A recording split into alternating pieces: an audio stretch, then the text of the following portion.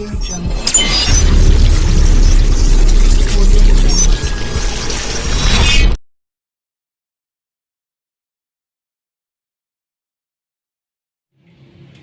वालेकुम व्यूअर, मैं हूं डॉक्टर बिलाल अहमद राना और आप लोग देख रहे हैं हैंडसम माइंड टीवी चैनल। मुझे उम्मीद है मेरे तमाम व्यूअर खैर व आफियत से होंगे।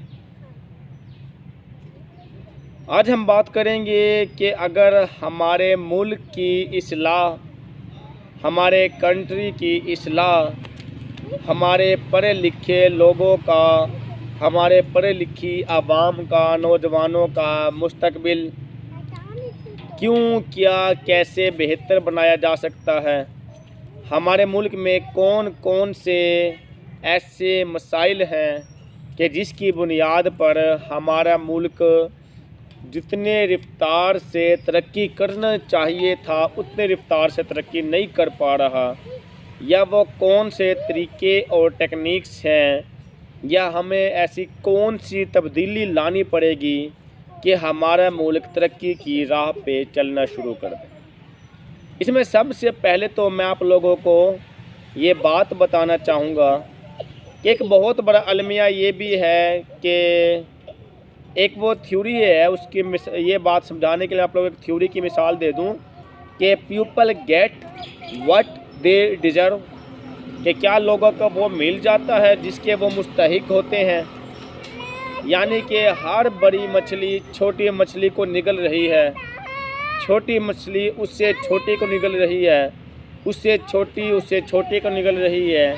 इस तरह ये सिलसिला एक चपरासी से होता हुआ, एक क्लास 1 स्केल 1 से होता हुआ एक अपर स्केल तक चलता है।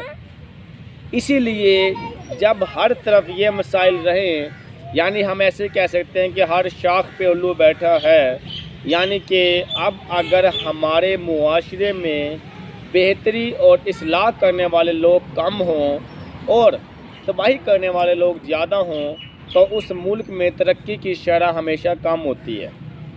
यानी कि मैं किसी को पर्सनल हिट नहीं कर रहा, बल्कि मैं एथिकली, मॉरली, अखलाकियात हवाले से मैं ये बात, अपना मैसेज आवाम के लोगों के दिलों में पहुंचाना चाह रहा हूं कि किसी भी मुल्क की तरक्की के लिए सबसे जो पहला तरीक़ाकार है वो अपने आप की इस्लाह है, वो अपने आप में तब्दीली है। दूसरी चीज़ मैं यहाँ पे ये बात भी बताता चलूँ कि हमारे मुआशरे में एक नहीं, दो नहीं, 100 नहीं, हज़ारों नहीं, लाखों नहीं, बल्कि करोड़ों की तादाद में, खरबों की तादाद में अच्छे लोग मौजूद हैं। अब अगर वो अच्छे लोग मौजूद हैं तो इसलिए हमारे मुल्क का निज़ाम चल रहा है, क्योंकि ये तो मेरे नबी की हदीस भी है कि अब अगर इस दुनिया से खुदा का नाम लेने वाला जिस दिन हर इंसान मिट जाएगा तो क़यामत बर्पा हो जाएगी। यानी बताने का मकसद ये है, अब उधर बात करने का मकसद और इधर बात करने का मकसद में कंट्रोवर्सी किस लिए है कि हर शाख पे उल्लू बैठा है, या people get what they deserve, कि क्या लोगों को वो मिल जाता है जिसके वो मुस्तहिक हैं या कि नहीं मिलता। बात यह है कि अगर हम लोगों को सिर्फ एक चीज़ देना शुरू कर दें तो हमारा मुल्क इस्लाह के रास्ते पे चलता है, और वो है इंसाफ। जिस मुआशरे में इंसाफ को डाल दिया जाए तो वो मुआशरा जन्नत बन जाता है, और जिस मुआशरे से इंसाफ को उठा लिया जाए तो वही मुआशरा जहन्नुम भी बन जाता है। नबी पाक सल्लल्लाहु अलैहि वसल्लम के आने से पहले जो हालात थे मक्का के, मदीना के और साथ वाले रियासतों के, इंसाफ का ना होना था, बेटियों को ज़िंदा जला देना था, सती की रस्म थी, औरतों को ज़िंदा जला दिया जाता था, घर के अंदर कैद कर लिया जाता था, बहुत सारे मसाइल थे। मेरे नबी ने आके उस मुआशरे में इंसाफ दिया तो बहुत कुछ है, लेकिन एक अहम जो फैक्टर है वो इंसाफ है। इंसाफ दिया, हर बंदे को हक मिलने लगा और पूरा मुआशरा जन्नत का नमूना बना। अब हमारे मुआशरे में मसाइल क्या हैं कि लोग जो मुस्तहिक होते हैं उनको रोक लिया जाता है और जो मुस्तहिक नहीं होते उन्हें दे दिया जाता है।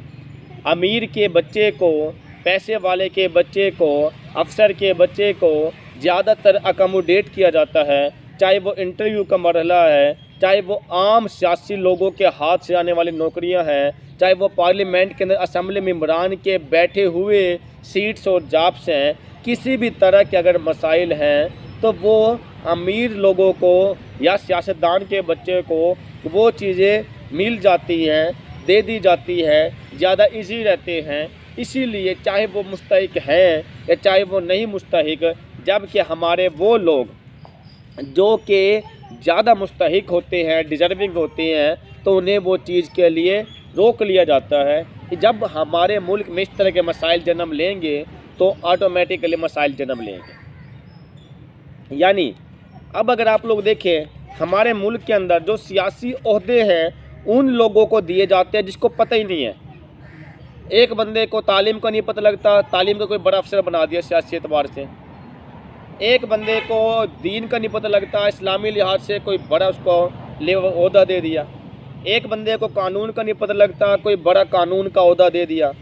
एक बंदे को किसी और चीज़ का जो नहीं पता लगता उसको वो वाला ओहदा दे दिया।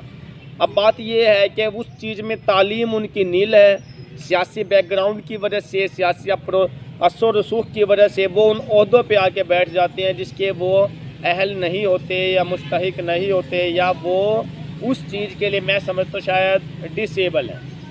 कुछ लोग डिजर्विंग भी बैठे हैं कि वो उतनी तालीम थी उनके पास, वो आके बैठे हैं। लेकिन अगर आप आस पड़ोस में निगाह उठा के देखें तो बहुत से लोग जिस सीट पे बैठे हैं उनके पास तो वो क्वालिफ़िकेशन ही नहीं है, वो तालीम ही नहीं है, वो डिग्री ही नहीं है, वो चीज़ उन्हें हासिल ही नहीं की, वो चीज़ उन्होंने कभी पढ़ी ही नहीं है, वो चीज़ उन्होंने कभी देखी ही नहीं है, और उसको उस चीज़ का हेड बना के बैठा दिया जाता है।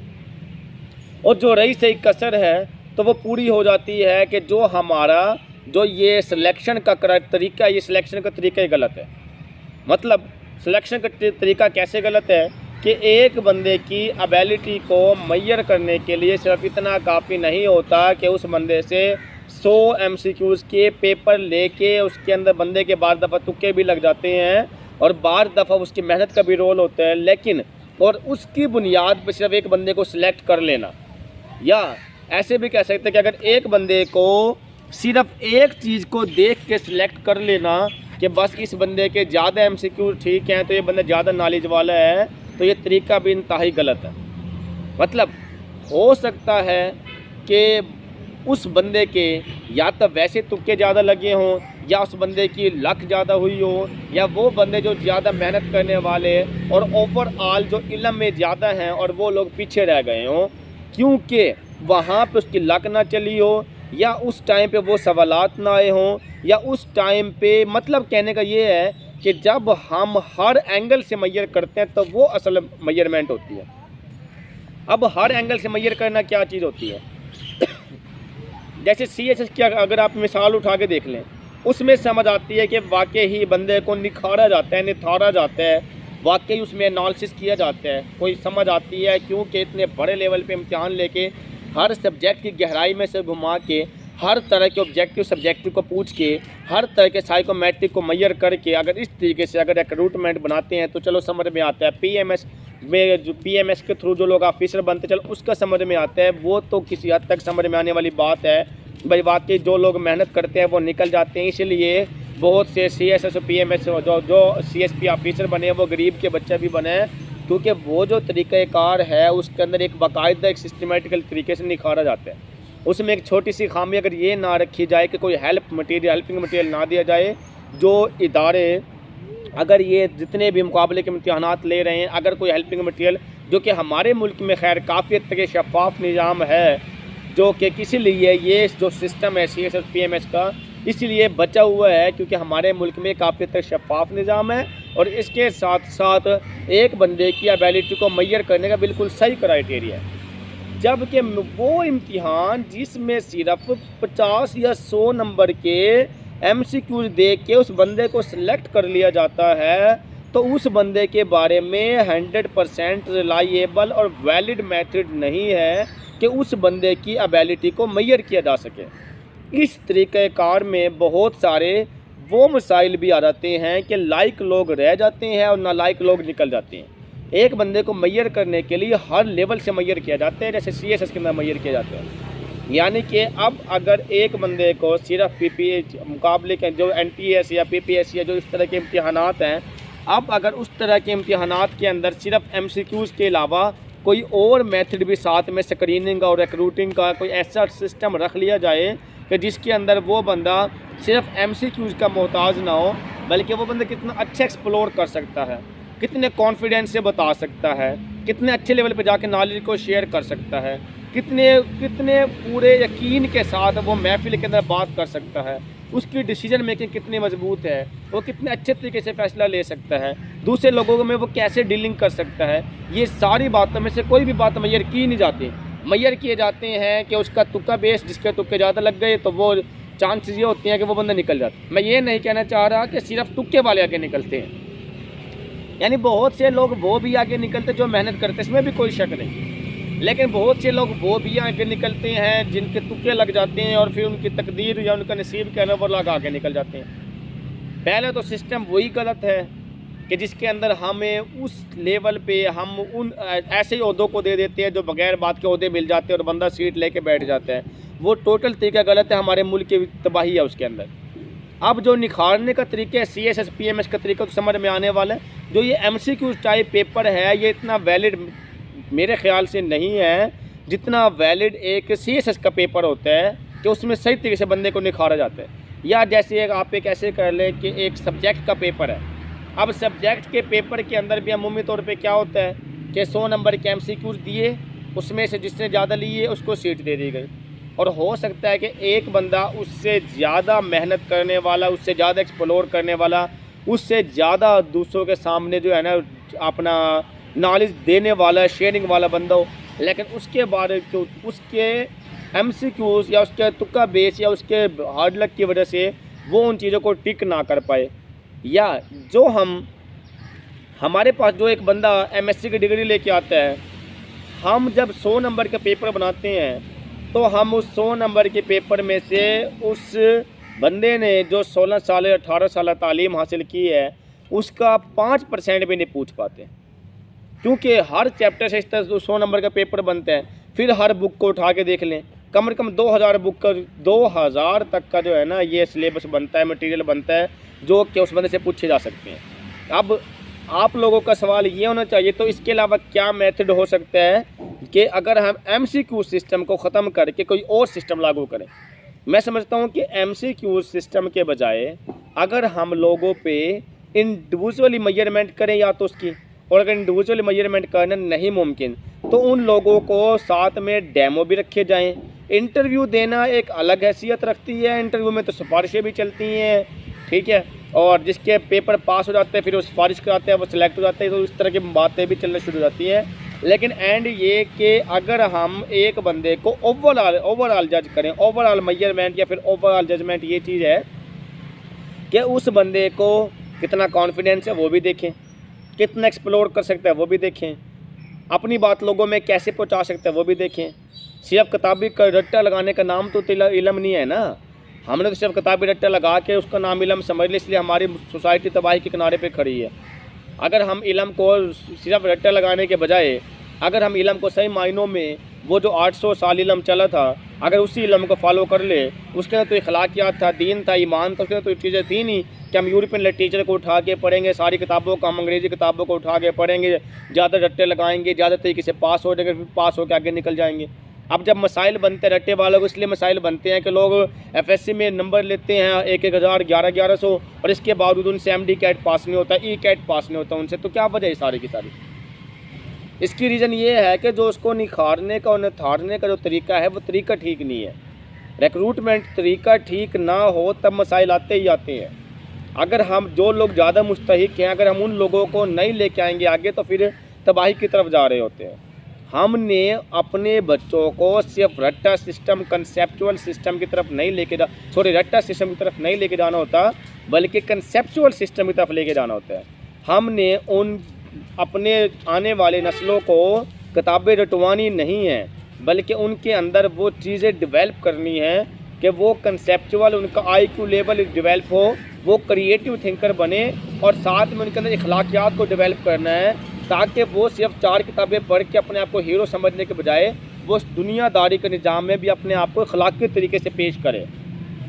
यही वजह है कि जब हमारे मुल्क के अंदर कोई अफसर बन जाता है तो उसको यही नहीं पता होता कि किसी बुज़ुर्ग के साथ मैंने कैसे पेश आना होता है। बहुत सारी किताबें पढ़ चुके होते हैं, 18-18, 20-20 साल अफसर लग चुके होते हैं, लेकिन एक बंदा जब बुजुर्गी की हालत में, और हमें पता होता है ज़्यादातर लोगों को, अफसरों को, इस चीज़ का कि ये क्रिमिनल नहीं है, लेकिन इसके बावजूद उसके साथ जो सलूक होता है तो वो इंतहाई अलमे की बात है। जब इखलाकियात वाले लोग आगे आएंगे, जब ईमान वाले लोग आगे आएंगे, जब इंसानियत वाले लोग आगे आएंगे, जब कुरान और हदीस को पढ़ने वाले लोग आगे आएंगे, जब इस्लाम को बचाने वाले लोग आगे आएंगे, तब इस मुल्क की इस्लाह होती है। इस मुल्क की इस्लाह सिर्फ और सिर्फ रट्टा सिस्टम के नहीं हो सकती। इस मुल्क की इस्लाह सिर्फ और सिर्फ यूरोपियन लिटरेचर को पढ़ के नहीं हो सकती। इस मुल्क की इस्लाह इंसानियत और ईमान से बनती है। अब अगर हमारे अंदर इंसानियत और ईमान का लेवल है तो ऑटोमेटिकली ये मुल्क बेहतरी की तरफ जाएगा, लेकिन इंसानियत और ईमान का लेवल ऐसे नहीं आता, बल्कि इंसानियत और ईमान का लेवल तो ईमानियात को पढ़ने से आता है, और ईमानियात के मजमून तो हमने खाली कर दिए। इतनी सारी 8-10 किताबों में से एक किताब इस्लामियत की पढ़ाई जाती है, 7 किताबों के अंदर वो यूरोपियन लिटरेचर को पढ़ रहा है। जब ऐसी सूरत हाल होगी कि सिर्फ एक किताब वो अपने इस्लाम को दे और 7-8 किताबें वो अपने इस दूसरे लिटरेचर को दे, तो उसमें कहाँ से ईमान आना है। अगर आप पहले वाले तारीख़ी निज़ाम को, तालीमी निज़ाम को उठा के देखें तो बच्चे की कौन सी तालीम थी? कुरान, अदब, हरफ व नहू, तर्जमा, तफसीर और ये चीज़ें जो एक तरबियत से मुताल्लिक़ थी, अखलाकी तरबियत, मॉरल्स, रीजनिंग, ये चीज़ें थी। लेकिन आज के तालीमी निज़ाम को अगर हम उठा के देखें टोटल उल्ट है। और इस उल्ट होने का नुकसान क्या है कि हमने जिस अच्छाई के रास्ते पे चलना था, उस अच्छाई के रास्ते पे चलने के बजाय हम गंदगी के रास्ते पे चल रहे हैं। हम दूसरों की देखा देखी इस हद तक गंदगी पे उतर आए हैं कि हम उस गंदगी के बगैर रह ही नहीं सकते। हम हर छोटे ने बड़े अफसर को मंथली देनी है, उससे बड़े ने उससे बड़े अफसर को मंथली देनी है, उसने उससे बड़े अफसर को मंथली देनी है। जब तक ये मंथली का निज़ाम रहेगा उस वक्त तक हमारा मुआशरा कैसे बेहतरी की तरफ आ सकेगा? और ये क्यों देनी है? क्योंकि उसने अखलाकियत तो पढ़े ही नहीं है, उसने ईमान की किताबें तो खोल के देखी ही नहीं है। उसने तो सिर्फ वो तालीमी निज़ाम देखा है जो कि उसने 4 किताबें रट्टी है, MCQ का पेपर दी है, POT उसके अंदर आई है या नहीं आई, हमने तो चेक किया ही नहीं। उस बंदे को उठा के अफसर लगा दिया। अफसर लगाने के बाद उसके बाद वो अल्लाह ही हाफिज़ है उसका। इसीलिए जितने भी डिपार्टमेंट्स ये हैं, उन डिपार्टमेंट्स के अंदर जो ऑफिसर बने बैठे हैं उनको तो बात करने का शऊर भी इंतहाई कम होता है। शऊर मैं किसी को हिट नहीं करना चाहिए, लेकिन मैं ये बात बताना चाह रहा हूँ कि ज़्यादातर लोग अफसर बनने के बाद करते क्या हैं? कोई औरत आ जाए उससे बात करने का नहीं पता होता, कोई बुज़ुर्ग आ जाए उससे बात करने का नहीं पता होता, उसको ऐसे डील कर रहे होते हैं उसकी तौहीन करके कि जिस तरह कोई बहुत बड़ा क्रिमिनल हमारे पास आ चुका। अगर आप तालीमी निज़ाम को उठा के देखें तो मेरे नबी ने दर्श नहीं दिया था। मेरे नबी ने तो बुज़ुर्गों और बच्चों और औरतों के हवाले से जो कुछ कहा है, आप लोग खुद दीन को उठा के पढ़ें। आप लोगों को वाकई ही इस चीज़ का यकीन आएगा कि हमने जिस तरह के तालीमी निज़ाम के यूरोपियन लिटरेचर को पढ़ के आज हम अपने आप को अफसर समझते हैं। असल अफसर ये नहीं होता, असल अफसर वो होता है जो दीन के रास्ते पे चलता है, आने वाले बंदे को अखलाकी तरीके से डील करते हैं, आने वाले बंदे को बैठने के लिए कुर्सी दी जाती है, आने वाले बंदे के मोरल का ख्याल रखा जाता है, आने वाले बंदे को इंसानियत का ख्याल रखा जाता है, आने वाले बंदे को अदब से बैठाया जाता है। जब ये सारी की सारी बातें हम देंगे, अपने आप के सारे निज़ाम को चेंज करेंगे, अपने अखलाक की तरबियत को लेके आएंगे, अपने तालीमी निज़ाम को लेके आएंगे, रिक्रूटमेंट पॉलिसी को चेंज करेंगे, MCQ सिस्टम को कम करेंगे, रट्टे वाले निज़ाम का ख़ात्मा करेंगे, अखलाकियत दीन की किताबों को अपने बच्चों को पढ़ाओगे, स्कूल कॉलेज यूनिवर्सिटियों के अंदर एक कुरान और हदीस को लाजमी, तर्जुमा तफसीर को लाजमी करार दे दोगे, तब हमारे मुल्क की इस्लाह आनी है। इस तरह से हमारे मुल्क की इस्लाह नहीं आनी है। हमारा मुल्क कहता है, हमारा दीन कहता है कि चाहे कुछ भी हो जाए सूद से पाक निज़ाम होना चाहिए। हम नारा लगाते हैं सूद से पाक निज़ाम का, सूद हमने ख़त्म कर ना करने का ठेका लिया, कहते सारा काम कर लेंगे सूद ख़त्म नहीं कर सकते। उस सूद की बुनियाद पे कहाँ से खुशहाली आनी है? अब बहुत सारे सवालात, भाई सूद के बगैर निज़ाम कैसे चल सकता है? अल्लाह के बंदों को सूद के बगैर निज़ाम नहीं चल सकता, तो मेरे नबी ने कैसे चला लिया? यानी ईमान कमज़ोर है ना हमारे। हम सिर्फ ये समझते बस सूद से निज़ाम चल सकता है, इसके अलावा हमारा निज़ाम चल ही नहीं सकता, क्योंकि हम बैठ के खाना चाह रहे होते हैं ना। हमें अपने हाथ पैर मार के खाने में तो मुश्किलात पेश आती हैं। हम ये चाह रहे होते हैं बस इस तरह से निज़ाम चल सकता है, जबकि सूद से पाक निज़ाम के अंदर ही उसकी जो इकनॉमिक कंडीशन बेहतर बताई गई है वो किसी और चीज़ के अंदर नहीं है। लेकिन हमने सूद को तरजीहात दे के अपने आप को तबाही किनारे पहुँचाया हुआ है। हमारे मुल्क में ऐसी बहुत सारी खामियाँ हैं। अगर हम अपने मुल्क के अंदर से इन खामियों को निकालेंगे तभी हम अपने आप को, अपने मुल्क को बेहतरी की तरफ चला सकते हैं। हमें चाहिए कि हम अपने बच्चों को रट्टा सिस्टम की तरफ लगाने के बजाय उन्हें अखलाक की तरबियत की तरफ लगाएं, ताकि वो बच्चे जब आने वाले कल का मुस्तकबिल हों तो हमारे की तरफ वो नस्लें भी इस तरीके से ना चले जिस तरह से हम चल रहे हैं, बल्कि उनका चलने का तरीक़ाकार थोड़ा अलग होना चाहिए। वो अखलाक के तरीके से चलने वाले हों, वो अच्छे तरीके से चलने वाले हों, वो ईमान को फॉलो करने वाले हों, वो अल्लाह नबी रसूल को फॉलो करने वाले हों, वो दीन को फॉलो करने वाले हों, वो बड़ों का अदब करने वाले हों, वो तमीज़ के साथ बैठने वाले हों, वो अपनी कुर्सी पे बैठ के किसी बुजुर्ग को देख के अपनी कुर्सी को छोड़ने वाले हों। हमारे की तरह जो आज के नौजवान नस्ल जो ऑफिसर तबका है वो लाइन के अंदर खड़ा होकर डील ना करे। यहाँ पे मैं ये बात बताते चलूँ कि इस टाइम पे अच्छे लोग भी मौजूद हैं। मैं किसी को अच्छे को टारगेट या हिट करके नहीं कह रहा, बल्कि मैं चाहता हूँ, मेरा बात करने का मकसद ये है कि मुल्क के अंदर बेहतरी से बेहतरी कैसे आ सकती है, हम कैसे अच्छाई के रास्ते पे चल सकते हैं। जो अच्छे लोग हैं, आज भी ऐसे दीनदार लोग, ईमान वाले लोग मौजूद हैं जो अपनी कुर्सी को खाली कर देते किसी दूसरे के लिए। और भाई जो खाली कर देते हैं वो तो अच्छे हैं ही है ना, उसी के लिए तो पूरा निज़ाम चल रहा है, पूरा डिपार्टमेंट चलता है। मेरी मुराद तो उन लोगों से है कि जो अपने आप को 4 किताबें पढ़ के बहुत बड़ा अफसर समझ के 16वां 17वां 18वां 19वां 20वां ग्रेड साथ लगा के और फिर उसके बाद अपने अंदर से इंसानियत को गिरा देता है।